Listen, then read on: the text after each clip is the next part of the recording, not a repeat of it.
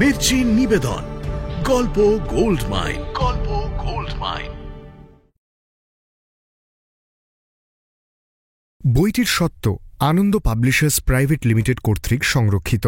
আমাদের আজকের গল্পটি প্রাপ্তবয়স্কদের জন্য।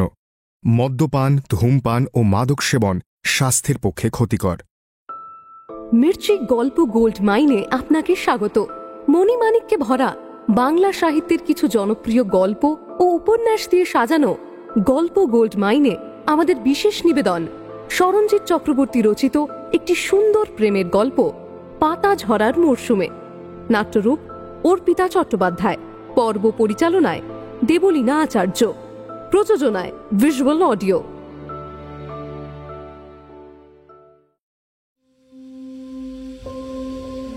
তুমি ওই ছেলেটার কথা জিজ্ঞেস করছো? ও আমার বয়ফ্রেন্ড, লাভারও বলতে পারো, বুঝলে? তুমি জানো না যে টাপুর হিন্দু? সবাই যদি জানে যে তুমি ওর পেছনে ঘুরছো, তবে ফলটা অন্যরকম হবে। তুমি চাও যে তোমার বাবার মাথা লজ্জায় হেঁট হয়? চাও তুমি?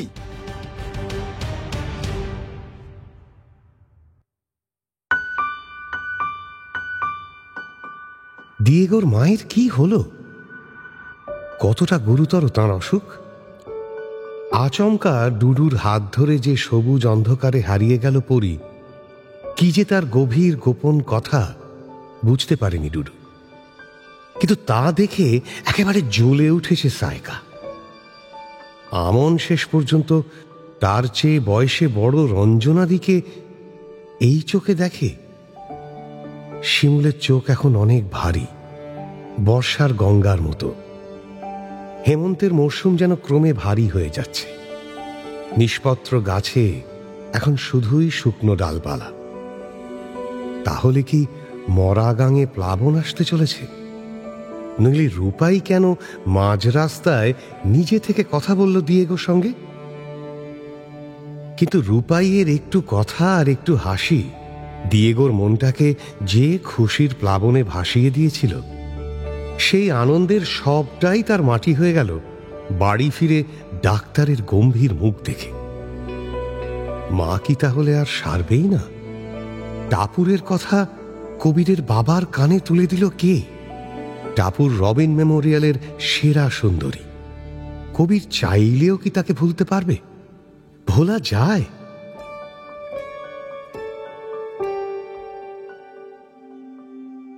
বাবার মুখে হঠাৎ টাপুরের নাম শুনে কবির কি বলবে ভেবে না পেয়ে মাথা নিচু করে দাঁড়িয়ে রইল। বাবা এবার চিৎকার করে জিজ্ঞেস করল, don't be a mute Pappi, answer me, who is Tapur? কথা আটকে গেছে কবিরের। বাবা আর ওর উত্তরের তোয়াক্কা না করে কড়া গলায় বলতে থাকলো, শোনো, নাড়ু এসেছিল। বেশ কদিনও তোমায় দেখেছে যে তুমি ওই মেয়েটার পিছনে ঘুরঘুর করছো। এসবের মানে কি? একটা ভদ্র বাড়ির মেয়ের পিছনে তুমি অসভ্যের মতো ঘুরছো কেন? বাবা ভীষণ রেগে গেছে। কবির কোনো কথা না বলে মাথা নিচু করে দাঁড়িয়ে রইল। তবে রাগও হতে লাগলো ভীষণ। বেটা গুড়চা, দাঁড়াও, মজা দেখাচ্ছি। চুটলি কাটা হয়েছে, চুটলিখোর।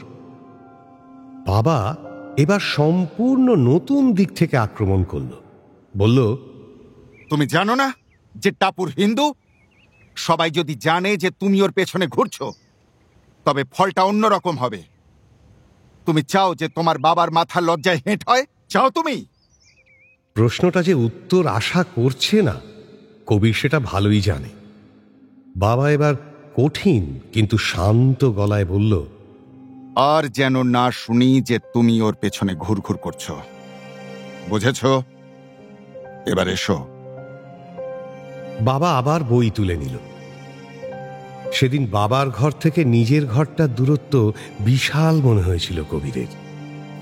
কিন্তু টাপুরকে ভালোবাসবো না তা আবার হয় নাকি? আরে হিন্দু মুসলিম দূর, আমি সব মানি না।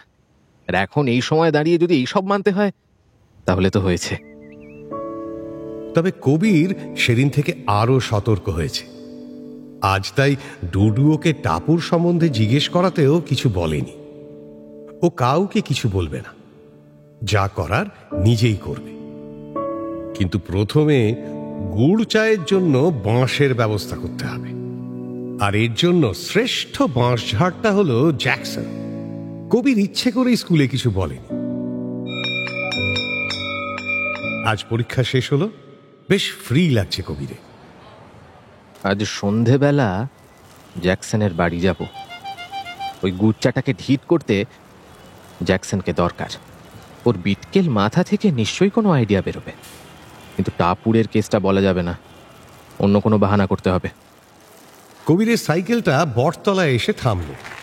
সামনেই জ্যাকসনদের বাড়ি যাওয়ার রাস্তা, কিন্তু কবির সাইকেলটা ইচ্ছে করে থামায়নি। বটতলায় বটগাছটার নিচে একটা আড্ডা বসে, সেখান থেকে কেউ ওর নাম ধরে ডেকেছে। কবির।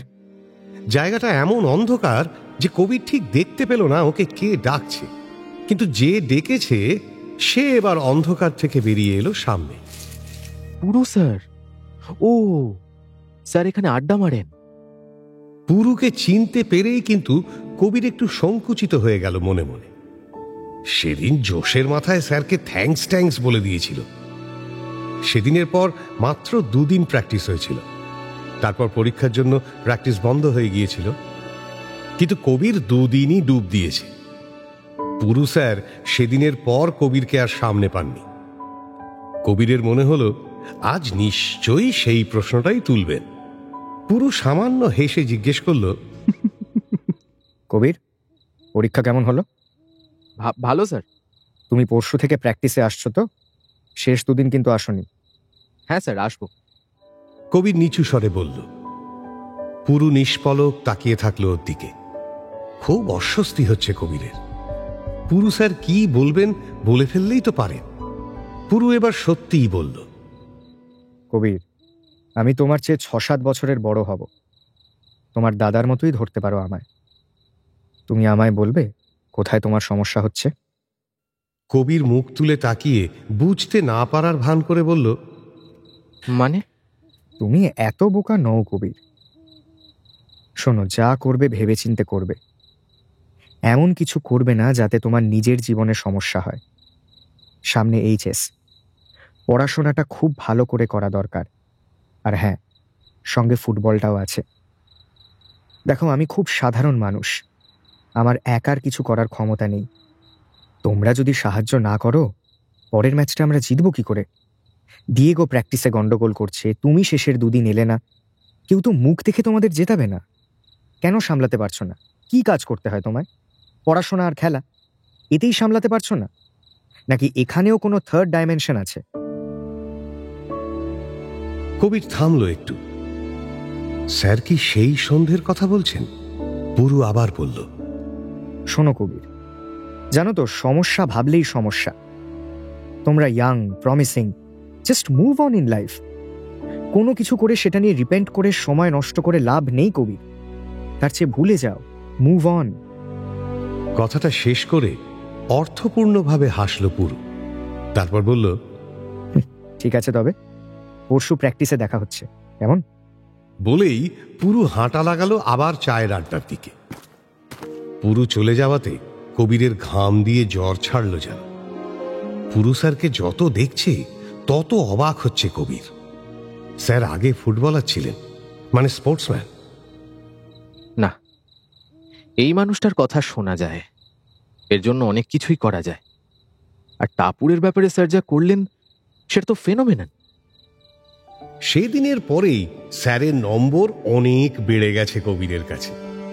এখন গিয়ে জ্যাকসনের সঙ্গে দেখা করাটা বাকি। কবির আবার মুগ্ধতার জামাটা ছেড়ে বাঁশ দেওয়ার ক্যাটারিং এর জামাটা গায়ে চড়াল। এই বটতলার মোড় থেকে জ্যাকসনদের বাড়ি সাইকেলে 3-4 মিনিটের পথ। সামনেই নেতাজি সংঘ ক্লাব, তারপরে একটা মাঠ। সেই মাঠ পার হলেই জ্যাকসনদের বাড়ি। কিন্তু মাঠটা পার করতে পারল না কবির। তার আগেই একটা বড় ছাতিম গাছের নিচে 4-5টা ছেলে আচমকাই ওর সাইকেলটা দাঁড় করিয়ে দিল। কবির প্রথমে চমকে গেলেও মুহূর্তে সামলে নিল। রুদ্র অ্যান্ড কোম্পানি।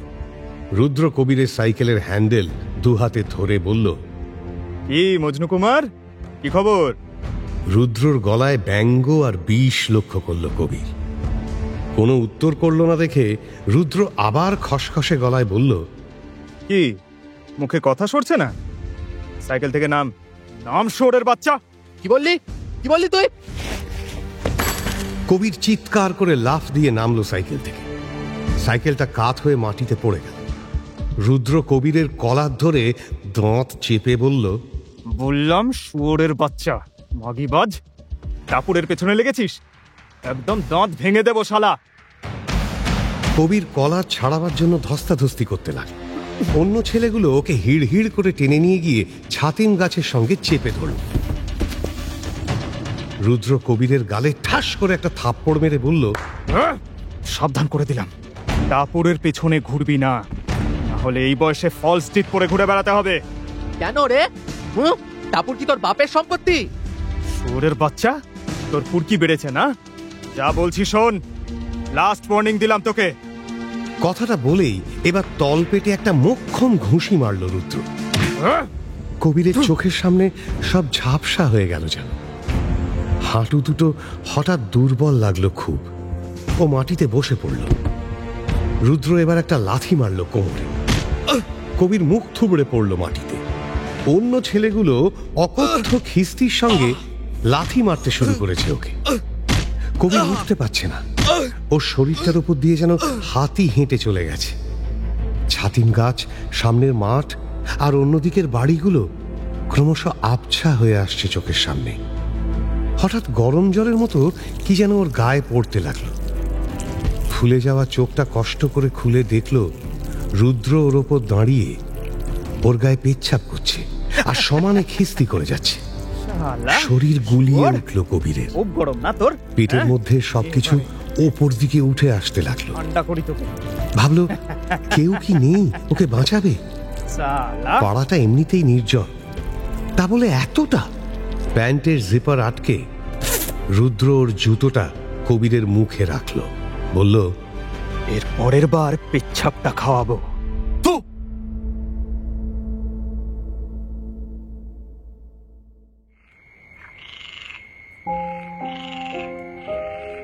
ছাতিম গাছের নিচে একা পড়ে রইল কবির। গাছের ডালপালার ফাঁক দিয়ে অর্ধেক চাঁদ দেখা যাচ্ছে, দু চারটে তারাও। কবির ভাবল, এত কিছু আমি টাপুরের জন্য সহ্য করছি, সেটা কি টাপুর কোনোদিনও বুঝবে না? মেয়েরা কি কোনোদিন ছেলেদের বোঝে না? কিন্তু মাথাটা কেমন গুলিয়ে যাচ্ছে, কিছু চিন্তা করতে পারছে না স্পষ্ট করে। কবির উঠে দাঁড়াতে চেষ্টা করল, কিন্তু পায়ে জোর পাচ্ছে না একদম। সারা শরীরে ব্যথা, মাথাটা টলে গেল। পড়েই যাচ্ছিল, কিন্তু একটা হাত শক্ত করে ধরল ওকে। ঠিকমতো দেখতে পাচ্ছে না কবির, চোখ ফুলে গেছে, চোখ দিয়ে জলও বেরোচ্ছে। সেই জলের আবছা পর্দা ভেদ করে এই আধো অন্ধকারে সেই হাতের মালিকের মুখটা দেখল ও। দেখেই মনে মনে ভাবল, এই সময় এখানে ও কি করছে? এই ঘোলাটে মাথাতেও কবির টান মেরে হাতটা ছাড়িয়ে নিল, কিন্তু ভারসাম্য রাখতে না পেরে আবার পড়ে গেল মাটিতে। হাতটা এবার শক্ত করে কবিরকে ধরে টেনে তুলল মাটি থেকে। হাতের মালিক বলল,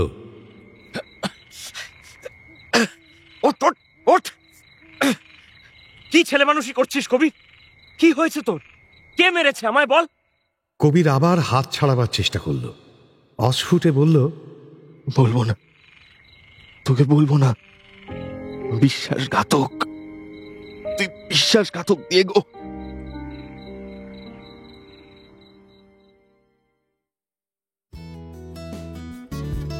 মাঘ মাসেই বেশ শীত পড়েছে বাটানগরে। এই শীত এলেই ডুডুর মাথায় কিছু হাবিজাবি চিন্তা ঘুরতে থাকে। আজও যেমন নিজের মনেই বিড়বিড় করছিল, মাঘের শীত বাঘের গায়ে, কিন্তু পৌষের শীত কার গায়ে? মৌষের গায়ে। মোষকে কি মিল দেবার জন্য মৌষ বলা যায়? কিন্তু যেটা ঘটনা সেটা হচ্ছে শীত। এবার এই ডিসেম্বরের 3rd উইকেই হাড় অব্দি ঠান্ডা কুরিয়ার করে পৌঁছে দিয়েছে পৌষ মাস। আশ্চর্য। আচ্ছা, পয়লা বৈশাখ এলে বৈশাখ বোঝা যায়, বৃষ্টি শুরু হলে বোঝা যায় আষাঢ়, দুর্গাপুজোর জন্য আশ্বিনের হেভি রং, আর পৌষ মাঘ বোঝা যায় শীত, পিঠে আর সরস্বতী পুজোর জন্য। অন্য বাংলা মাসগুলো ভারতের নকুল সহদেবের মতো ভিড় বাড়াতেই আছে, এমন কোনো গুরুত্ব নেই। ছেলেরাও যে উপেক্ষিত হতে পারে, এই নকুল সহদেবী হচ্ছে তার প্রমাণ। অবশ্য নকুল দানার মধ্যে দিয়ে হয়তো নকুলকে ইমমর্টালাইজ করা গেছে, কিন্তু সহদেব চোরার মরুভূমি অবস্থা। চাপ বাবা, এই শীত থেকে কোথায় সহদেবে এসে পৌঁছে গেলাম। এই হচ্ছে ডুডুর সমস্যা।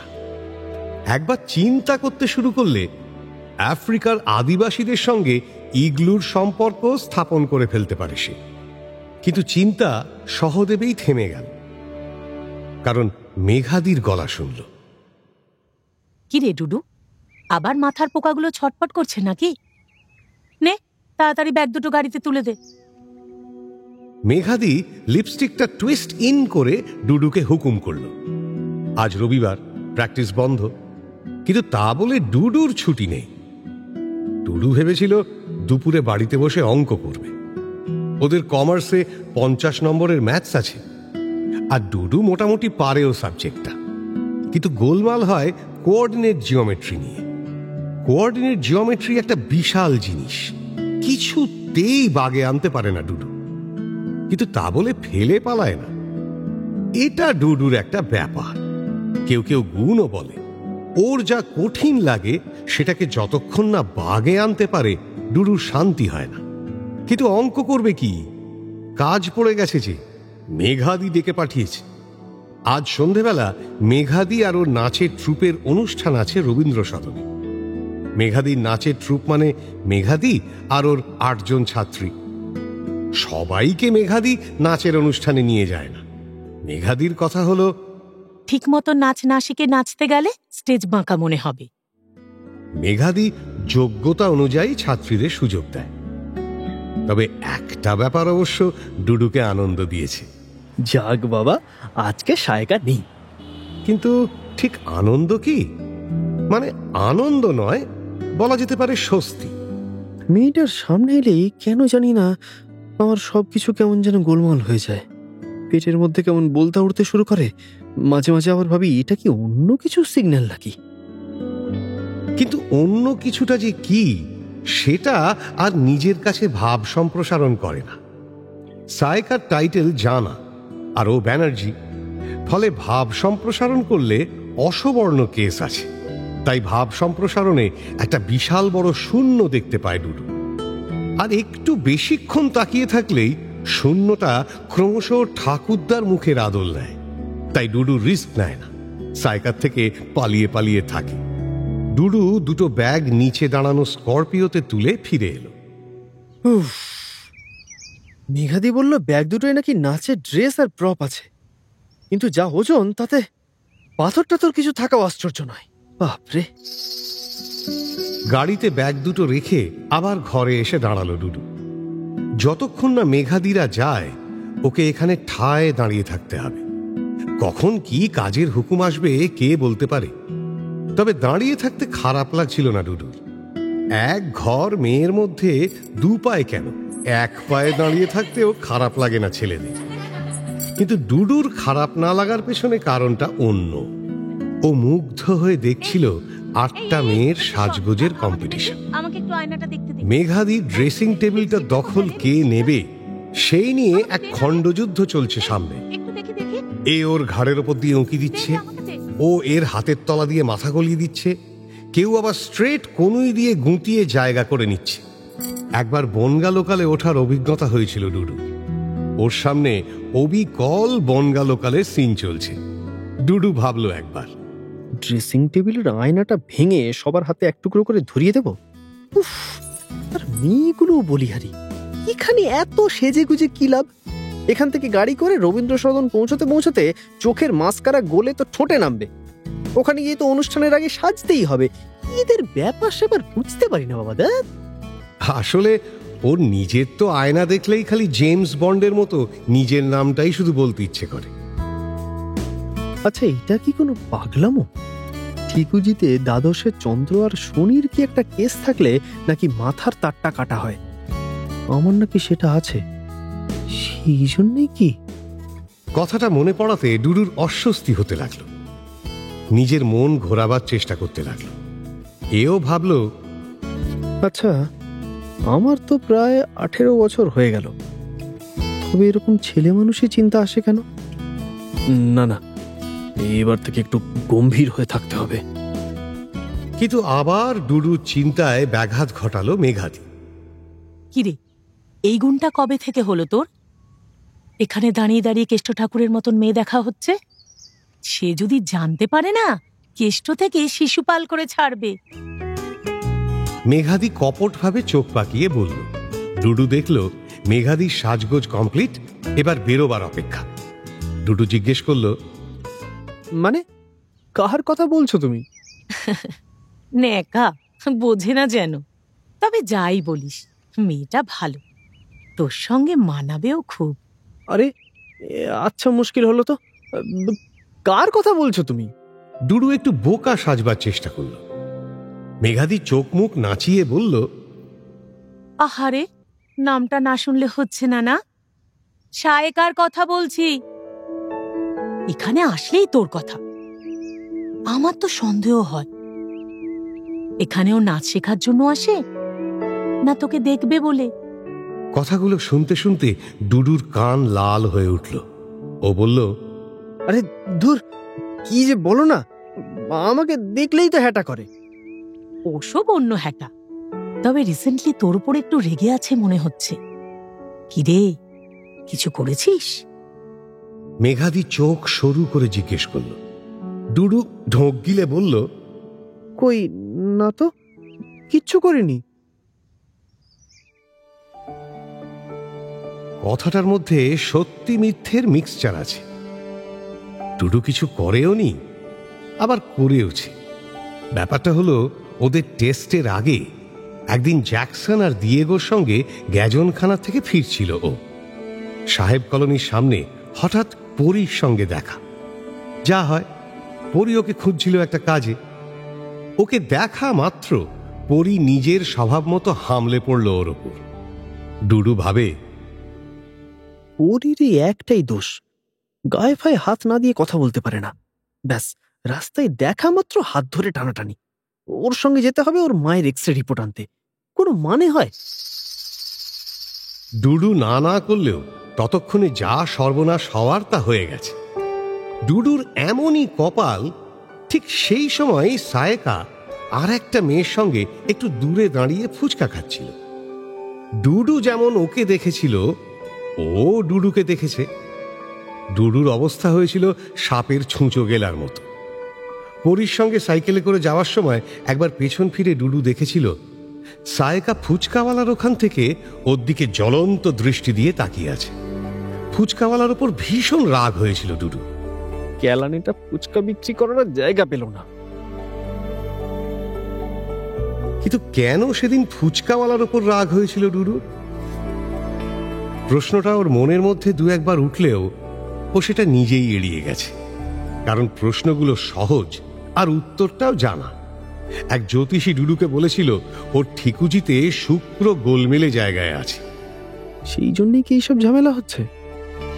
ডুডু নিজে একবার ডান হাতটা মেলে হাতের পাতাটা দেখতে লাগলো।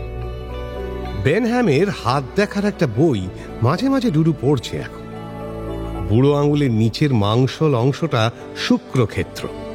কিন্তু কই, আমি তো কোনো গন্ডগোল দেখতে পাচ্ছি না। বেশ গোলাপি ফোলা ফোলাই তো জায়গাটা। জ্যোতিষীটা ঢপ মারেনি তো? কিন্তু ওই এখানে দুদণ্ড চিন্তা করার উপায় নেই। মেঘাদি ঝাঁপিয়ে পড়ে। ডুডুর চিন্তা ছিঁড়ে দিতে আবার হেঁকে উঠল। চোখ পাকিয়ে বলল, কিরে, সায়কার নাম শুনেই তো অন্যমনস্ক হয়ে গেলি। দাঁড়া, কাকিমাকে বলবো তুই আমার ছাত্রীর মাথা খাচ্ছিস। মাথা খাবো আমি? ওর মাথাটা লোহার তৈরি, জানো। আচ্ছা, তোমাদের দেরি হয়ে যাচ্ছে না, তাই না? ওর কথায় হুঁশ হলো মেঘাদি। নিমেষে ঘরের ছাত্রীদের তাড়া দিতে লাগলো। ডুডু অবাক হয়ে দেখল ইতিমধ্যে 8 জন ছাত্রী তৈরি হয়ে গেছে।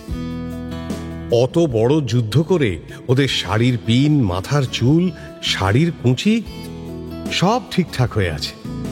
মেয়েরা পারে, সত্যি মেয়েরাই পারে। ছেলেগুলো একটুতেই হেঁদিয়ে বিরক্ত হয়ে যায়। ডুডু দেখল মেয়েগুলোকে দিব্যি ভালো লাগছে। হঠাৎই ওর মনে হলো, আচ্ছা সায়কা এরকম সাজলে কিরকম লাগতো। আবার নিজেকেই ধমক দিল ডুডু। ওর ভেতরের ছেলেটা দেখছি গন্ডগোল না পাকিয়ে ছাড়বে না। ডুডু আর দাঁড়ালো না, ছাত্রীদের সঙ্গে নিচে নামতে লাগলো। মেঘাদিদের যাওয়ার সময় হলো।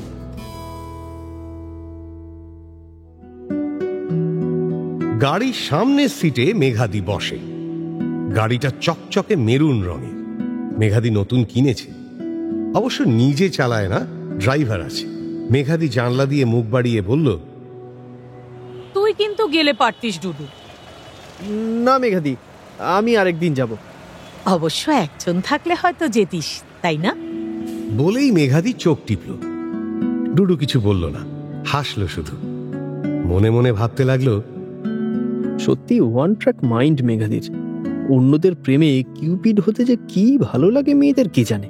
মাঝে মাঝে দেখেছি অন্য কেউ প্রেমে পড়লে মেয়েরা অসম্ভব উত্তেজিত হয়ে পড়ে, যেন সে নিজেই প্রেমে পড়েছে। আর সত্যি কথা বলতে কি, ছেলেদের এই একই খবর শুনলে হিংসে হয়, যেটা তারা উদাসীনতা দিয়ে ম্যানেজ করে। ওহ, আবার ভাবতে শুরু করেছে ডুডু। এখনই কোথা থেকে কোথায় যে পৌঁছে যাবে ওর ভাবনা। তাড়াতাড়ি ভাবনা থেকে বেরিয়ে দেখল মেঘাদিদের গাড়ি ছেড়ে দিয়েছে। গাড়িটাকে ছোট হয়ে মিলিয়ে যাওয়া পর্যন্ত দেখল ডুডু। এবার বাড়ি যাওয়ার পালা। সবে 3টে বাজে, ঘন্টা দেড়েক অঙ্ক করাই যাবে। ডুডু বাড়ির দিকে চলল। গ্রিলের গেটটা খুলে ভেতরে ঢুকেই দেখে একটা সাইকেল স্ট্যান্ড করা আছে, গিয়ার চেঞ্জিং, লাল রেসিং সাইকেল। এরকম সাইকেল বাটানগরে আর একটাও নেই। ডুডু বুঝল জ্যাকসন এসেছে। বহুদিন ডুডুরও এরকম একটা সাইকেল কেনার শখ, কিন্তু ডুডু জানে বাবা কিনে দিলেও ঠাকুরদা আপত্তি করবেন। ঠাকুরদা অতিরিক্ত খরচ করাতে সব সময় বারণ করে। বলেন, পিঁপড়ে যতটা গুড় খেতে পারে তার চেয়ে বেশি নিলে তার মধ্যে আটকে নিজেই মারা পড়ে। বলে no gear changing cycle. Dudu drawing রুমে ঢুকে দেখল সর্বনাশের মাথায় বাড়ি। জ্যাকসন বসে আছে ঠাকুরদার সামনে। ঠাকুরদা ভীষণ সিরিয়াস মানুষ, আর জ্যাকসন সিরিয়াস বানানটা পর্যন্ত ঠিকমতো করতে পারে না। জ্যাকসন একবার ডুডুকে বলেছিল, আচ্ছা তুই ঠাকুরদাকে ঠাকুরদা না বলে দাদু বলিস না কেন? ঠাকুর কথাটা শুনলেই শোলে সঞ্জীব কুমারকে মনে পড়ে। আর মায়েরই তোর দাদু ওরকমই, এমন চেপে চেপে কথা বলে, সব সময় সিরিয়াস, কেমন পিকিউলিয়ার না? সেই জ্যাকসন বসে ঠাকুরদার সামনে। ডুডু ঠাকুরদার পাশে গিয়ে বসতেই জ্যাকসন ওকে লক্ষ্য করে বলে উঠল, চল ডুডু, খুব ইম্পর্টেন্ট একটা কাজ আছে। অত ব্যস্ত হচ্ছ কেন? বসো। গতবার বলেছিলাম সন্ধে আহ্নিক করতে, করেছ? জ্যাকসন রেল লাইনের পাথর গেলার মতো মুখ করে বলল, হ্যাঁ, রোজ সকালবেলা আর সন্ধেবেলা। সকালবেলা সন্ধে আহ্নিক মানে? না না, মানে সকালবেলা মুখস্থ করে সন্ধেবেলায় আহ্নিক। মুখস্থ করে মানে? ঠাকুরদা ভুরু কুঁচকে জ্যাকসনের মুখে ফোকাস ফেলেছেন। জ্যাকসন ম্যানেজ দেবার চেষ্টায়। ওই যে আচমন মন্ত্র। আসলে আমি তো সংস্কৃততে খুব উইক, তাই রোজ মুখস্থ করি, রোজই ভুলে যাই। ছি ছি ছি ছি ছি, ব্রাহ্মণের ছেলে সংস্কৃততে দুর্বল, লজ্জা করে না? ঠাকুরদার রেগে যাওয়া মুখের দিকে তাকিয়ে জ্যাকসন ভীষণ লজ্জিত মুখে বলল, না। কিন্তু ঠাকুরদাও ছেড়ে দেওয়ার পাত্র নন। এবার অন্য দিক দিয়ে চেপে ধরলেন জ্যাকসনকে। তাহলে কিসের স্ট্রং তুমি? কমার্সের কোনো সাবজেক্ট নিশ্চয়ই। ফিজিক্সে। জ্যাকসন দুম করে কথাটা বলে দিতেই ডুডু চোখ বন্ধ করে ফেলল আর মনে মনে বিড়বিড় করতে লাগলো, একেই বলে বাঁশ, আছো কেন বনে, এসো আমার পেছনে। জ্যাকসন কমার্সের কোনো সাবজেক্ট বললে পার পেয়ে যেত। এবার ঠেলা বুঝবে। ঠাকুরদা তো ফিজিক্সেরই প্রফেসর ছিলেন। ছাগলটা কেন যে ভুলভাল কথা বলে সবসময়। ঠাকুরদার গলার আওয়াজে চমকে উঠল ডুডু। ঠাকুরদা জ্যাকসনকে জিজ্ঞেস করলেন, তাহলে কমার্স নিলে কেন? আচ্ছা বলো তো, মহাকর্ষ বলের কথা কে প্রথম উল্লেখ করেন? জ্যাকসন চিন্তা করলো খানিকক্ষণ। ডুডু ঠোঁট নেড়ে বোঝাবার চেষ্টা করলো নিউটন, কিন্তু কে সেসব লক্ষ্য করে? জ্যাকসন বলল, বিদেশে কে করেছেন বলতে পারবো না, তবে ভারতবর্ষে করেছেন রবীন্দ্রনাথ। হ্যাঁ, রবীন্দ্রনাথ মহাকর্ষ বল? ঠাকুরদাকে টপ করে ধরে ফেলল ডুডু। এই বয়সে যদি অবাক হয়ে খাট থেকে পড়ে যান, হাড়গোড় ভেঙে খুব ঝঞ্ঝাট হবে। ঠাকুরদা সামলে নিয়ে প্রশ্ন করলেন, তা কিরকম? মানে রবীন্দ্রনাথের মহাকর্ষ বল আবিষ্কারটা কিরকম শুনি। কেন, ওই যে গানটা, কি গাবো আমি কি শোনাবো, ওখানে আছে না, রবি হতে গ্রহে ঝরিছে প্রেম, গ্রহ হতে গ্রহে ছাইছে, ওটাই তো মহাকর্ষ। ওই যে সূর্য আর গ্রহদের ভালোবাসাবাসি, নিজেদের প্রতি টান, আরে সেটাই তো বল। সত্যি রবীন্দ্রনাথ ঝাকাস্টিক কবি ছিলেন। ঠাকুরদা আরো অবাক হয়ে প্রশ্ন করলেন। ডুডু আবার ঠাকুরদাকে ধরে ফেললেন। আর না, ব্যাপারটা হাতের বাইরে চলে যাচ্ছে দেখে ডুডু উঠে দাঁড়াল, বলল, এই অনেক করেছিস, কোথায় যেতে বলছিলি, চল। বলেই জ্যাকসনকে টান মেরে ওঠালো ও। ঠাকুরদার সঙ্গে আর বেশিক্ষণ বসিয়ে রাখলে জ্যাকসন নির্ঘাত আইনস্টাইনকেই শ্রেষ্ঠ ফুটবলার বানিয়ে ছাড়বে। দুজনে সাইকেল নিয়ে রাস্তায় নামল। ডুডু জিজ্ঞেস করলো, এই কোথায় নিয়ে যাবি রে? কোথায় আবার? আমার বাড়িতে চল। তোর বাড়ি? কেন হঠাৎ এই বিকেলে তোর বাড়ি যাবো কেন? আরে চল না, একটা ব্যাপার আছে, গিয়েই বুঝতে পারবি। ডুডু আর কথা বাড়ালো না, সাইকেলে উঠে পড়ল। ডুডু জানে জ্যাকসন কিছুতেই বলবে না কি ব্যাপার। ও এবার অন্য প্রশ্ন করল, আচ্ছা জ্যাকসন, মাইরি তুই ঠাকুরদাকে ওইসব ভুলভাল বলছিলি কেন? এমনি একটু মজা করছিলাম। গ্র্যাভিটি আর নিউটন যে সিনোনিমাস, আমাদের বাড়ির রান্নার লোকটাও সেটা জানে। আরে জাস্ট মজা করছিলাম। ডুডু মাঝে মাঝে ভাবে, জ্যাকসন কি একটু খ্যাপাটে, না ইচ্ছে করেই এসব করে?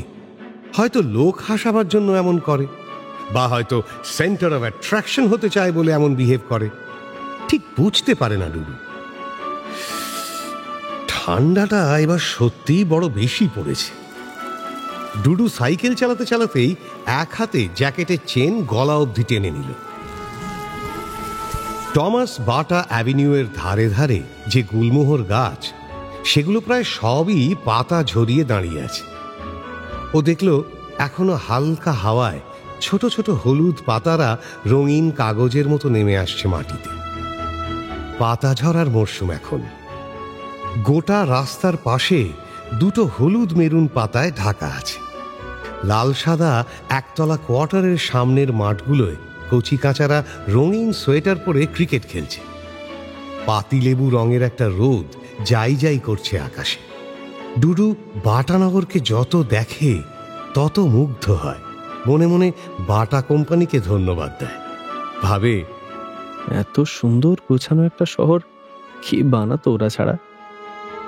জ্যাকসনদের বাড়িতে পৌঁছে সাইকেল থেকে যেই নামলো ওরা, পেছন থেকে কেউ বলে উঠল, কিরে বৌমা নেই বুঝি?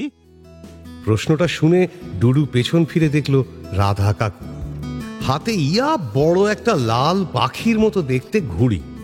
দারুণ জিনিসটা, দেখলেই বোঝা যায় এখানে সেটা পাওয়া যায় না। ডুডু টিভিতে এরকম ঘুড়ি ওড়াতে দেখেছে মানুষজনকে, কিন্তু সে তো বিদেশে। রাধা কাকু বোধহয় ডুডুর মুখ দেখে কথাটা আঁচ করলো, বলল, কুশেশ্বরকে চেনো?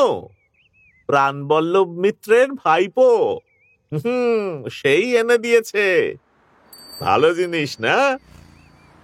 জানো তো, ঘুড়িটা ফোল্ড করা যায়। এটা প্যারাসুট কাপড়ের তৈরি, নাইলনের সুতো দিয়ে ওড়াতে হয়। আজ ছুটির দিন, বুঝলি, প্রথম ওড়াবো। সর্বনাশ! রাধা কাকু ঘড়ির পেডিগ্রি নিয়ে পড়েছে।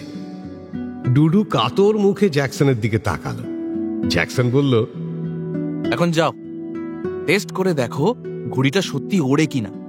যেন হুঁশ হলো রাধা কাকু। ও হ্যাঁ হ্যাঁ হ্যাঁ, একবার টেস্ট করা দরকার বলে রাধা কাকু মাঠের দিকে হাঁটতে লাগলো। জ্যাকসনদের বাড়িতে আজ কেউ নেই। ওর মা গেছে বোনের, মানে জ্যাকসনের মাসির বাড়ি ঢাকুরিয়ায়। রান্নার লোকটা আসে সকালে আর সন্ধে, ফলে এখন বাড়ি একদম খালি। ডুডু জিজ্ঞেস করলো, এই এবার বলবি কেসটা কি? একটু দাঁড়া, আমি আসছি। জ্যাকসনদের বাড়ি বিদেশি জিনিসে ভর্তি। সেগুলোকেই ঘুরে ঘুরে দেখতে লাগলো ডুডু। সাউন্ড সিস্টেম থেকে হোম থিয়েটার, প্লাজমা স্ক্রিনের মনিটর সমেত কম্পিউটার। বাবা জাহাজের রেডিও অফিসার, প্রচুর রোজগার করেন। ডুডু, এই দেখ। ডুডু দেখলো জ্যাকসনের হাতে দুটো সিডি। কিসের সিডি এই দুটো? পর্নোগ্রাফি বলেই চোখ টিপলো জ্যাকসন। ডুডু চোখ ছানা বড়া করে জিজ্ঞেস করলো, কোত্থেকে পেলি? আছে আছে, সোর্স আছে, দেখবি তো। জ্যাকসনের প্রশ্নে ডুডু ধন্ধে পড়ে গেল। দেখতে ইচ্ছে করছে না তা নয়, তবে কেমন একটা বাঁধো বাঁধো ঠেকছে। কিন্তু এও জানে যে পর্ণ দেখার একটা সাময়িক উত্তেজনা আছে, আবার খানিকক্ষণ পরেই ভীষণ বোরিং লাগে। ডুডু দেখল ওর কথার অপেক্ষা না করেই ডিভিডি প্লেয়ারে সিডিটা ঢুকিয়ে দিল জ্যাকসন। তোর বস না, তোর সবটাতেই এড়েমি ডুডু। সালা লোকে দেখতে পায় না, আমি এনে দেখাচ্ছি আর তুই পেঁয়াজি করছিস। নে, তেমন হলে টিভিতে দুটো চন্দনের ফোঁটা লাগিয়ে দে। কিন্তু পর্নোগ্রাফি কই? কোনো ছবিই আসছে না। একটু টেন্সড হয়ে জ্যাকসন বলল, কি হলো বলতো? ছেলেটা বলল চামকি জিনিস আছে, এদিকে শালা চলছেই না। দেখ, হয়তো সিডিতে গন্ডগোল আছে। জ্যাকসন সিডিটা খুলে কম্পিউটারে ঢোকাল। সেখানেও ভোঁ ভোঁ, গোটা সিডিটাই ব্ল্যাঙ্ক। অন্য সিডি নিয়েও কসরত শুরু করলো জ্যাকসন, কিন্তু সেটাও ব্ল্যাঙ্ক। জ্যাকসনের ফর্সা মুখ লাল হয়ে উঠেছে, বাছা বাছা খিস্তি করতে শুরু করলো। এবার খুব খার খেয়ে গেছে বেটা। ডুডু হি হি করে হাসতে লাগলো। জ্যাকসনের সঙ্গে এই টাইপের অ্যাডাল্ট অ্যাডভেঞ্চার করতে গেলেই একটা না একটা কেলো হয়। একবার 10 পাশ করার পর জ্যাকসন ডুডুকে পাকড়াও করে নিয়ে গিয়েছিল নিউ এম্পায়ারের গলিতে। বহু দরদাম করে একটা প্লে বয় কিনেছিল ওরা। আসলে প্লে বয়ের নাম প্রচুর শুনেছে ওরা, দেখেনি কখনো, তাই কৌতূহল ছিল খুব। ভারতে প্লে বয় খোলাখুলি বিক্রি হয় না, কিন্তু লুকিয়ে চুরিয়ে এখানে সব হয়। সেই ম্যাগাজিন নিয়েই খুব বিপদে পড়ে গিয়েছিল ওরা। দোকান থেকে সবে কিছুটা গেছে, অমনি লাল গেঞ্জি পরা একটা লোক এসে দাঁড়িয়েছিল ওদের সামনে। আইডেন্টিটি কার্ড দেখিয়ে বলেছিল যে ও পুলিশ। ভগবান জানে সত্যি কিনা। এখন হাসি পায়, কিন্তু বছরখানেক আগের সেই বিকেলে খুব ভয় পেয়েছিল ডুডু। হাতের ঘড়িটা পর্যন্ত খুলে দিতে হয়েছিল ওদের। বাড়িতে কিভাবে যে ম্যানেজ করেছিল সে ডুডুই জানে। কিন্তু আজ জ্যাকসন ক্ষেপে উঠেছে। ডুডুর হাত ধরে টেনে তুলতে তুলতে বলল, চল তো, মালটার থোবনায় ছুঁড়ে মারবো সিডিটা। মজা কি? হ্যাঁ, সালা দোকান বন্ধ করে দেবো আজকে। জ্যাকসন বাড়ির বাইরে এসে সাইকেলে উঠল। ডুডু দেখল জ্যাকসন বাড়িতে তালা না দিয়েই চলে যাচ্ছে। বলল, কিরে, খেপে গেলি নাকি? আরে বাড়িতে কেউ নেই, তালাটা তো দিয়ে যা।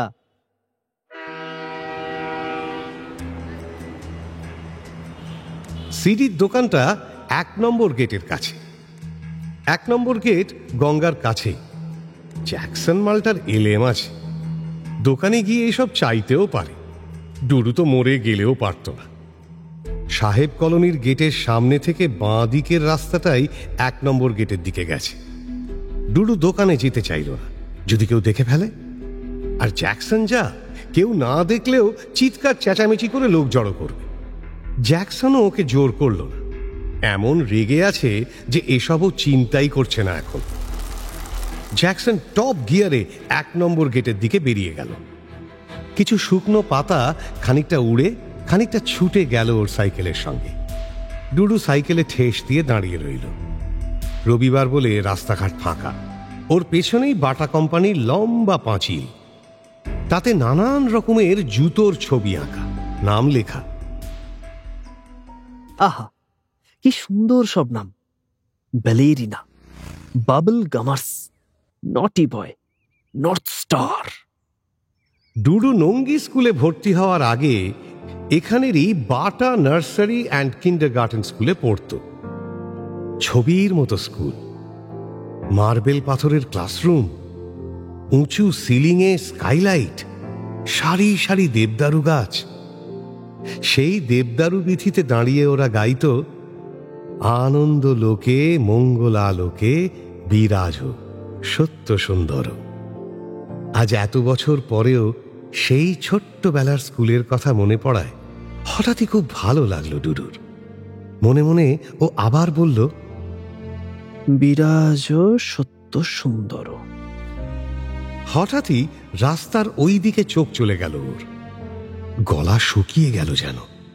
খেয়েছে, যেখানে বাঘের ভয় সেখানেই সন্ধে হয়। এবার কি হবে? ডুডু দেখতে পাচ্ছে রাস্তার ওই পারে একটা ছেলের সঙ্গে হাঁটতে হাঁটতে আসছে সাইকা, হাতে ধরা বই। যেন 19টা কাঠ পিঁপড়ে একসঙ্গে কামড়ালো ডুডুকে। ছেলেটা কে? সাইকা ওর সঙ্গে এত হেসে কথা বলছে কেন?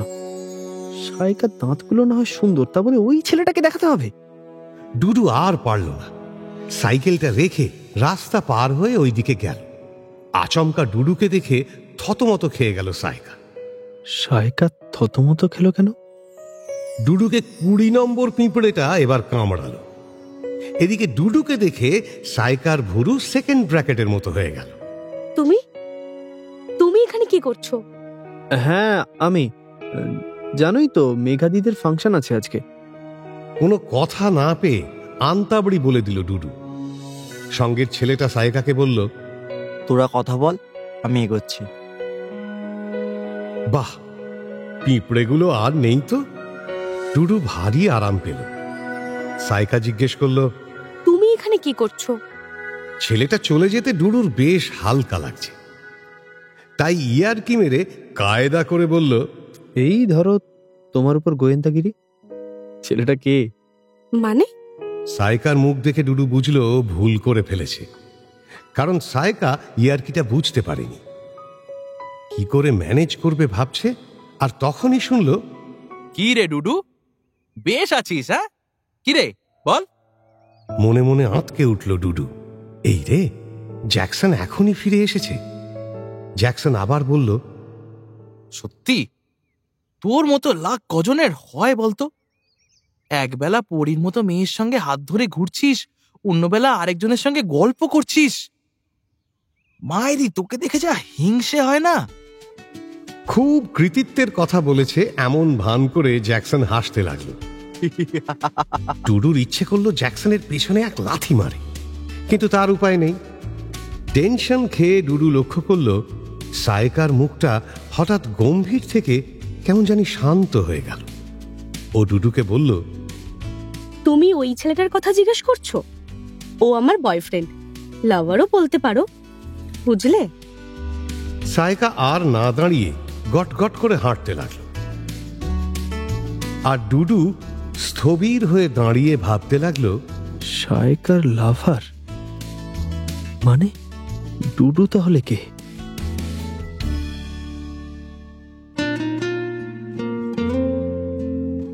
এবার আর 20টা নয়, লক্ষ লক্ষ পিঁপড়ে আক্রমণ করল ডুডুকে। এক রাশ ঝরা পাতা, সন্ধে নেমে আসা একটা টাউন, আর থতমত জ্যাকসনের পাশে একটা অসবর্ণ মেয়ের জন্য মন খারাপ করে দাঁড়িয়ে রইল ডুডু। আচ্ছা, যৌবনের ঠাকুরদার কি কোনো অব্রাহ্মণ মেয়েকে ভালো লাগেনি?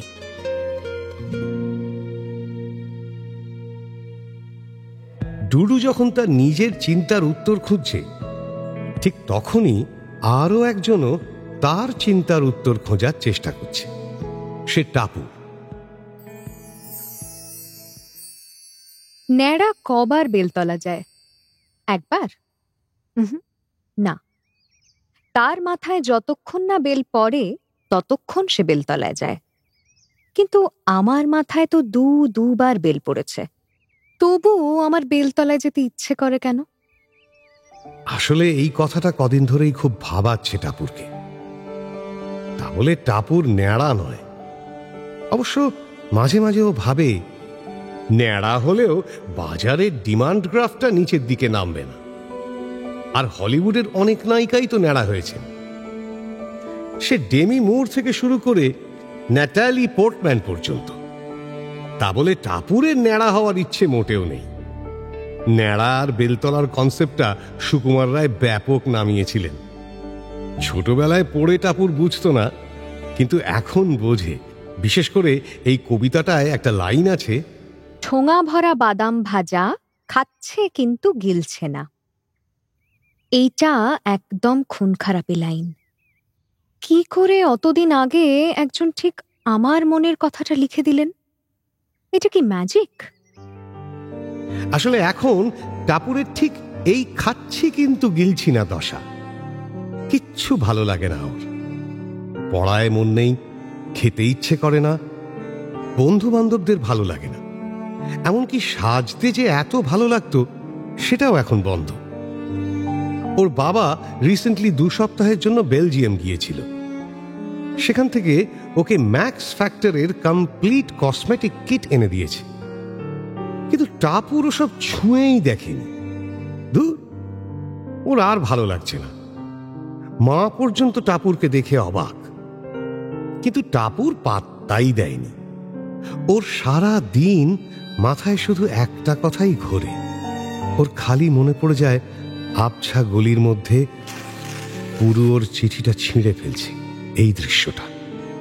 একটা অদ্ভুত জ্বালা শুরু করে ওর হাতের আর পায়ের তলায়। মনে হয় কি যেন ক্রমাগত ওর বুকে সরু পিন দিয়ে খুঁচিয়ে চলেছে। কেন এমন হয়? মানুষ যেটা পায় না সেটার জন্যই কেন সবসময় মন খারাপ হয়? টাপুরের মনে পড়ে যায় টেবিল ল্যাম্পের আলোয় বসা শান্ত একটা মুখ। ওই মুখটা নিজের দুহাতে ধরতে চায় টাপুর। নিজের 2 বুকের মধ্যে ওই মুখটার গরম নিঃশ্বাস পেতে চায় ও। শীতের ভোরবেলায় ঘুম ভেঙে টাপুর কোলবালিশটা টেনে নেয় শরীরের মধ্যে। ওর মনে হয় এটাই পুরু। ও ধীরে ধীরে কোলবালিশের সঙ্গে নিজের শরীর ঘষে, প্রাণপণে মনে করতে থাকে সেই শান্ত মুখটার কথা। ক্রমশ শরীরের শীত কেটে যায়। ভেতরে ভেতরে একটা তোলপাড় ঘটতে থাকে। ক্রমশ সিক্ত হয়ে ওঠে ও। এই কম্পন, এই সারা গায়ে কাঁটা দিয়ে ওঠাটুকু টাপুর ভীষণভাবে নিজের করে রাখে। অনেকক্ষণ বালিশে মুখ চেপে শুয়ে থাকে ও। একসময় শরীরে শীত ফিরে আসে। জানলার ফাঁক ফোকর দিয়ে 2-4টে রোদের টুকরো ছড়িয়ে ছিটিয়ে পড়ে বিছানায়। টাপুর দেখে রোদ নয়, সেই চিঠির ছেঁড়া টুকরোগুলোই যেন। আজ কিন্তু টাপুর তৈরি। আজ পুরুর সাধ্য নেই ওকে ফেরায়। একটা জেদ চেপে গেছে ওর। তার মধ্যে ডিমের কুসুমের মতো থই থই কুয়াশা মাখা জ্যোৎস্না, আর চারিদিকে এই আলো, এই কুয়াশা। আজ পুরুকে বধ করবেই ও। টাপুরের উত্তেজনা হচ্ছে। ওর দামি ফ্লিসের জ্যাকেটের মধ্যেও সামান্য ঘামছে ও। ঘামের ফোঁটাগুলো চামড়ার ওপর দিয়ে গড়িয়ে নামছে। অল্প শিরশিরানি, অল্প কম্পন। ওর মনে হচ্ছে যেন পুরুর আঙুলগুলোই ওকে হালকা করে ছুঁয়ে যাচ্ছে। আজ টাপুরের পড়া নেই, তবু বেরোতে হয়েছে। শিমুল কি বিশেষ একটা কারণে ওকে ডেকে পাঠিয়েছে। সকালেই শিমুল ফোন করেছিল, কিসব নাকি দরকার আছে ওর সঙ্গে। শিমুল নাকি খুব কষ্টে আছে। কয়েক সপ্তাহ আগে একটা ঘটনা ঘটেছে, সেটা নাকি এখন মহিরুহের আকার নিয়েছে। সেটা নিয়ে টাপুরের সঙ্গে কথা আছে শিমুলের। টাপুর জানে শিমুলটা একটু পাগলি আছে। তাছাড়া মুখচোরা ইন্ট্রোভার্ট টাইপ, কখনো নিজের কথা অন্যকে বলে না। আর সেই জন্যেই একটু আশ্চর্য হচ্ছে টাপুর। কি এমন ঘটনা ঘটল যে শিমুল আমার সঙ্গে পরামর্শ করতে চায়? সন্ধ্যের এই সময়টা এইখানে, মানে আশিস দাদের টাইপ স্কুলের সামনে দাঁড়িয়ে থাকতে বিরক্ত লাগে টাপুরের। রাজ্যের লোক রাস্তা দিয়ে যাবার সময় এমন করে তাকায় যে গা ঘিন ঘিন করে। এই সব লোকজনের মুখ চোখ দেখে টাপুর ভাবে যে ভারতে জনবিস্ফোরণ আশ্চর্য কিছু নয়। যাক, ওই তো শিমুল আসছে। দূর থেকে শিমুলকে দেখতে পেল টাপুর। চোখে চশমা, চুলটা কোনো মতে বাঁধা, গায়ে একটা পঞ্চ। শিমুলের ড্রেস সেন্সটা ঠিক হলো না। 1920 সালের মতো পঞ্চু গায়ে বেরিয়েছে। আসলে ভুলভাল পোশাক দেখলে গা পিত্তি জ্বলে যায় টাপুরের। শিমুল ওর কাছে এসে দাঁড়ালো। ওকে দেরি করার জন্য আর বিটকেল পোশাকের জন্য ঝাড় দিতে গিয়েও দিতে পারল না টাপুর। শিমুলের কি হয়েছে? চশমার ভেতর দিয়েই স্পষ্ট দেখা যাচ্ছে চোখ দুটো লাল আর ফোলা ফোলা। খুব কেঁদেছে মেয়েটা। টাপুর আস্তে করে শিমুলের হাত ধরল। কি হয়েছে শিমুল? এই সামান্য কথাতেই আবার চোখের লকগেট খুলে গেল। শিমুলের দু গাল এখন বন্যা কবলিত এলাকা। শিমুল টাপুরকে জড়িয়ে ধরে হু হু করে কাঁদতে লাগল। আহ, মহা মুশকিল। ভর সন্ধেবেলা রাস্তার মধ্যে কেউ এভাবে কাঁদে? আবার বিনা পয়সার সিনেমা দেখার জন্য দর্শক জমে যাবে। রাস্তায় সিন ক্রিয়েট করিস না, চল ওই দোকানটায় বসি। সামনেই নাম করা একটা স্ন্যাক্সের দোকান হয়েছে। ওখানে বসে খাওয়াও যায় যেমন, তেমন টেক হোমও আছে। ওই দোকানেই ঢুকলো ওরা। দোকানে ভিড় নেই তেমন। কোনার দিকে একটা ছেলে মেয়ে বসে প্রেম করছে আর কফি খাচ্ছে। ওদের থেকে কিছুটা দূরত্ব রেখে টাপুর আর শিমুল বসল। যা শীত পড়েছে, কফি খাওয়া যেতেই পারে। টাপুর দুটো কফি আর চাইনিজ সিঙ্গাড়া অর্ডার করল। এই সিঙ্গাড়াটা অদ্ভুত। ভেতরের পুরটা নুডলস দিয়ে করা। এবার ও শিমুলের দিকে মনোযোগ দিল। মেয়েটা কেমন যেন নেতিয়ে রয়েছে। টাপুর জিজ্ঞেস করল, কি হয়েছে এবার গুছিয়ে বল। শিমুল এতক্ষণ মাথা নিচু করে বসেছিল, এবার টাপুরের কথায় মুখ তুলল। হে কি! টাপুর দেখল শিমুলের দু চোখে আবার জল টলটল করছে। টাপুর চোয়াল শক্ত করল, তারপর বলল, আশ্চর্য মেয়ে তো তুই, আবার কাঁদছিস? কি হয়েছে বলবি তো?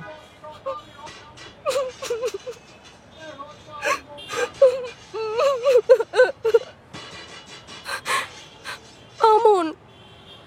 আমন মানে? আমন ধান? যেন কিছু বুঝতে পারেনি এমনভাবে বলল টাপুর। ভীষণ আহত হয়েছে এমন একটা মুখ করে টাপুরের দিকে তাকালো শিমুল। যেন বলতে চাইল, একটু ব্রুটে। আচ্ছা আচ্ছা, কি হয়েছে বল। আমন আমাকে চিট করেছে। মানে? চিট করেছে মানে? মানে ও আমার দিদিকে পছন্দ করে। আমি ওর লেখা দেখেছি। রঙ্গনা দিকে নিয়ে সেখানে ভীষণ অসভ্য অসভ্য কথা লিখেছে। অসভ্য কথা? অবাক হয়ে প্রশ্ন করল টাপুর। তারপর জিজ্ঞেস করল, কি ধরনের অসভ্য কথা রে? হাতের তালুর উল্টো দিক দিয়ে শিমুল চোখের জল মুছে বলল, সে অনেক আছে। দিদির শরীরের পুরো ডেসক্রিপশন আছে। ব্রোঞ্জের মতো বুক, পাহাড়ি ঢালের মতো পেট, গিটারের মতো কোমর। উফ, আমি আর বলতে পারছি না। আমন এমনটা করবে ভাবতেই পারিনি।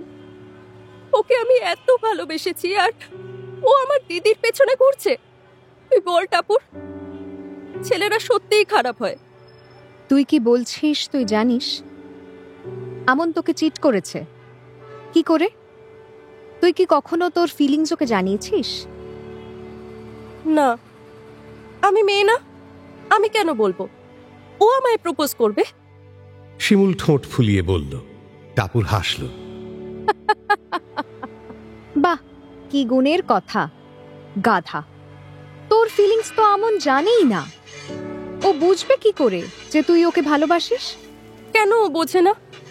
ওর ঘর গুছিয়ে দিই, বাড়িতে কোনো ভালো কিছু রান্না হলে ওর জন্য নিয়ে আসি, আমার পকেট মানি বাঁচিয়ে ওকে পেন কিনে দিই, ও তাও বোঝে না। এসব কি আমি রাস্তার ছেলেদের জন্য করি? সে তুই জানিস রাস্তার ছেলেদের জন্য করিস কিনা। আর কোথায় বলা আছে যে মেয়েরা প্রপোজ করতে পারবে না? যদি আমনকে তোর ভালো লাগে তাহলে সেটা গিয়ে ডাইরেক্ট বল না ওকে। এখানে কেঁদে কেটে নাকামো করছিস কেন? টাপুরের ধ্যাতানি খেয়ে শিমুল থমকে গেল। বলল, কিভাবে বলবো? কেন, মুখ নেই তোর? মুখ দিয়ে বলবি। না না, সে তো ঠিক, কিন্তু কিভাবে বলবো? আর তুই বল, আমার দিদিকে যার পছন্দ তার আমায় ভালো লাগবে কেন? আমি কি অত সুন্দরী না সেক্সি? এই তো আবার ফালতু কথা বলছিস। শোন, তুই ততটাই সুন্দরী যতটা তুই নিজেকে ভাবিস, আর ঠিক ততটাই সেক্সি যতটা তুই নিজেকে হতে অ্যালাউ করবি। শিমুল, গ্রো আপ, স্টপ ব্রুডিং। জানিস জীবনের সবচেয়ে লো পয়েন্ট কখন আসে? যখন মানুষ নিজেকে পিটি করে। Don't feel sorry for yourself. তোর যা ভালো লাগে সেটা তোকেই ছিনিয়ে নিতে হবে। শিমুল, তুই খুব ভালো, শুধু তুই নিজেকে ঠিক মতো প্রেজেন্ট কর, দেখবি আমনের তোকে ভালো লাগবেই। জাস্ট ছোট ছোট জিনিসের অ্যাডভান্টেজ নিতে হয় জীবনে। আর সোজা আঙুলে ঘি না উঠলে আঙুলটা সামান্য বাঁকাতে হয়, বুঝলি? কিভাবে হবে এসব? তুই বল একবার। ডোন্ট বি অ্যান স্টুপিড শিমুল, সেটা তোকেই চক আউট করতে হবে। শুধু বি কনফিডেন্ট। কথা থামিয়ে টাপুর ভাবল, ওহ, অনেকখানি লেকচার দিয়ে ফেলেছে। আসলে ওর ভেতরে যে এত কথা জমেছিল ও নিজেই জানতো না। আজ কিসের থেকে যে কি হলো, শিমুলকে অনেক কিছু বলে ফেলল। ও যে আজ ভেতরে ভেতরে উত্তেজিত হয়ে আছে, এটা কি তারই বহিঃপ্রকাশ? কিন্তু আর বসে থাকলে চলবে না, ওর একটা কাজ আছে। একবার ঘড়ি দেখল টাপুর, প্রায় 8টা বাজে। আর মিনিট 10 মধ্যে ওকে এক জায়গায় পৌঁছতে হবে। ও উঠে পড়ল, হ্যান্ডব্যাগ থেকে বিলের টাকা টেবিলে রেখে শিমুলকে বলল, আজ একটু কাজ আছে, আমি আসি। আর যা বললাম মনে রাখবি শিমুল, এখন থেকে নো কান্নাকাটি। তোর চোখের জল সস্তা না? শিমুল একটু হাসল। যাক, মেঘ সামান্য হলেও কেটেছে। ওরা একসঙ্গে দোকান থেকে বেরোলো। সামনের রাস্তায় একটা ফাঁকা রিক্সা দেখে দাঁড় করালো টাপুর। তারপর শিমুলকে বলল, আজ আসি রে শিমুল, কাল স্কুলে দেখা হবে, কেমন? চিয়ার্স।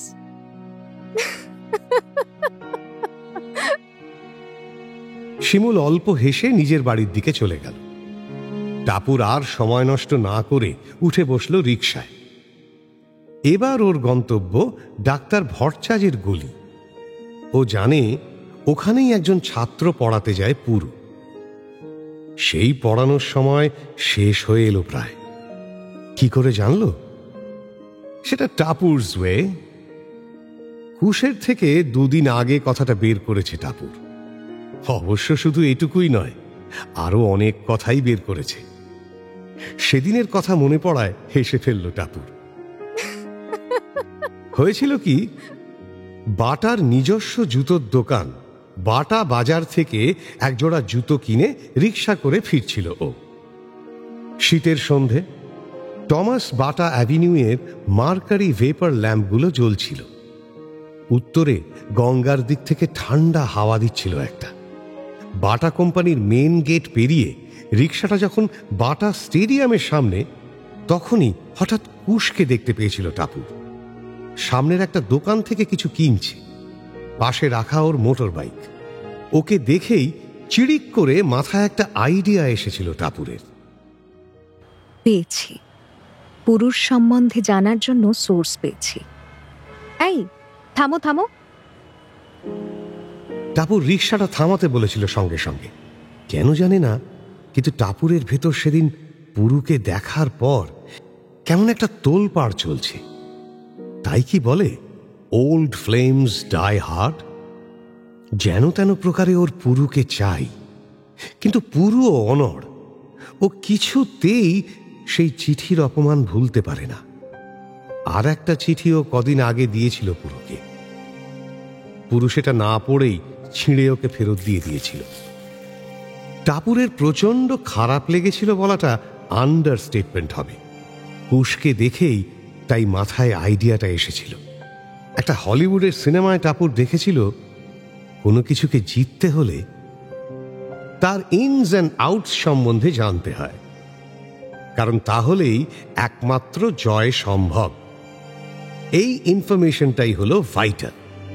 এখানে ছোট থেকে ছোট খবরও অনেক বড় কিছু জানাতে পারে। পুরুষ সম্বন্ধে টাপুর প্রায় কিছুই জানে না। ব্যাপারটা অদ্ভুত হলেও সত্যি, তাই পুরুষ সম্বন্ধে জানতে হবে। কুশ ভূত দেখলেও বোধহয় এর চেয়ে কম চমকাতো। এমনিতেই শেষ সাক্ষাৎটা ভালোই মনে ছিল কুশের। তার উপর সন্ধেবেলা স্টেডিয়ামের সামনে হঠাৎ করে চোখের সামনে টাপুর। ভিন গ্রহের প্রাণী এলে বোধহয় এত ভ্যাবাচাকা না খেয়ে কুশ দুগেম ক্যারাম খেলে নিত।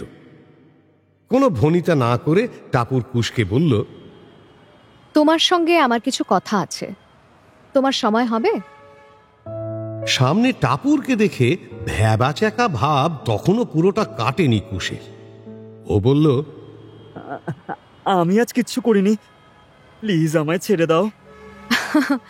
ভয় পাচ্ছ কেন? তোমার থেকে আমার কিছু কথা জানার ছিল, সেই জন্যই বলছি। তোমার সময় হবে? এতক্ষণে যেন ভরসা পেল কুশ। একটু কায়দা মেরে ইংরেজিতে বলল, of course, I am all yours. অন্য সময় হলে এর একটা মোক্ষম জবাব দিত টাপুর, কিন্তু না, এখন ওর কুশকে দরকার। ফলে টাপুর ওর সবচেয়ে ভালো হাসিটা বের করে আনল, আর দেখল এতক্ষণ ভয়ে অর্ধমৃত কুশ এবার ভালো লাগার চোটে মৃত্যুর কোলে ঢলে পড়েছে। আচ্ছা, পুরুষ সম্বন্ধে তুমি যা জানো বলো। টাপুর কথাটা বলেই ভাবল স্কুলের ইতিহাসের কোয়েশ্চেন পেপারের মতো হয়ে গেল ব্যাপারটা, কিন্তু কুশের সেদিকে খেয়ালই নেই। ও তখন টাপুরের সামনে ওর জ্ঞান ভাণ্ডার উজাড় করতে ব্যস্ত। এক এক করে টাপুর জেনে গেল পুরুর আর্থিক অবস্থার কথা, ফ্যামিলির কথা, ওর ফুটবলার না হতে পারার কথা, এমনকি পুরু কটা টিউশন করে সেটাও সবিস্তারে টাপুরকে জানিয়ে দিল কুশ। তারপর নিজের পজিশন হাইলাইট করতে ও টাপুরকে বলল, আসল কথাটাই তো তোমায় বলা হয়নি। ও যে নঙ্গি হাই স্কুলের টেম্পোরারি গেমস টিচার হয়েছে সেটা তো আমিই করিয়ে দিয়েছি আমার জেঠুকে বলে। আসলে বুঝলে তো, আমার মন মার্জারিনের মতো, কোলেস্ট্রল ফ্রি আর নরম। কারো দুঃখই আমি দেখতে পারি না। আরো একটা খবর দিই তোমায়, আর পুরুষ সম্বন্ধেই খবর, তবে পুরু এখনো জানে না। মানে কি খবর? পুরুর বিষয়ে টাপুরকে কি খবর দেবে কুশ, যা পুরু নিজেও জানে না? ওদিকে শিমুল কি পারবে আমনকে তার মনের কথা বলতে? আর সায়কা, সে কি ডুডুকে সত্যি কথা বলল? ওই নামহীন অচেনা ছেলেটা কি সত্যিই ওর লাভার? ঝরা পাতার মরশুমে কোথায় গিয়ে দাঁড়াবে এই একদল কিশোর কিশোরীর মনের রসায়ন?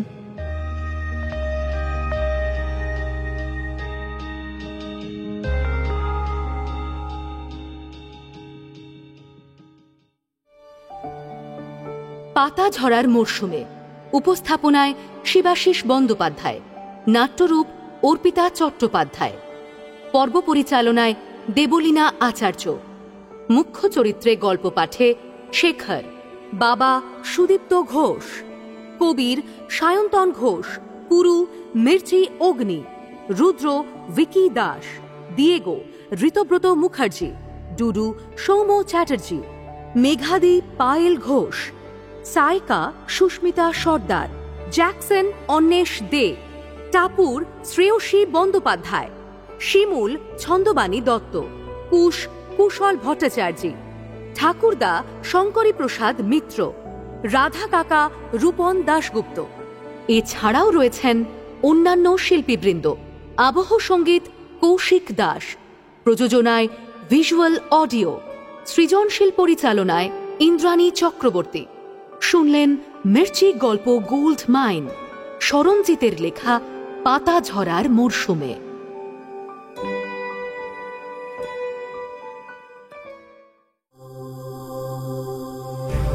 মির্চি নিবেদন গল্প গোল্ড মাইন। গল্প গোল্ড মাইন।